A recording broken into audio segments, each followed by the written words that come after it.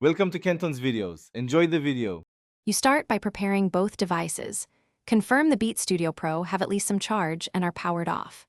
Once done, press and hold the power button for about 5 seconds until the LED or voice prompt signals pairing mode. Make sure your phone or computer Bluetooth is enabled and visible.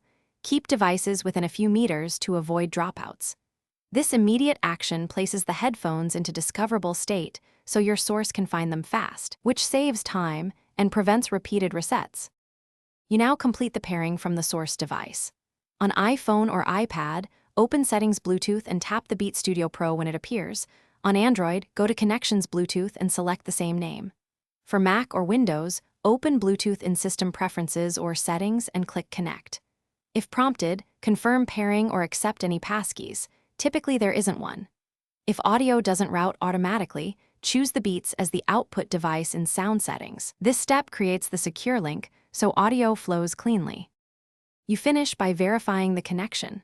Play audio, check mic input in a call, and adjust volume on either device. Make sure the Beats app or the firmware updater is installed to receive stability fixes and spatial audio settings. If audio is choppy or the headset won't pair, try resetting the headphones by holding power plus volume down for about 10 seconds, then repeat pairing steps. If problems persist, remove the Beats from your device's Bluetooth list and pair again. This clears cached profiles and Thanks for watching. Consider subscribing if we helped you.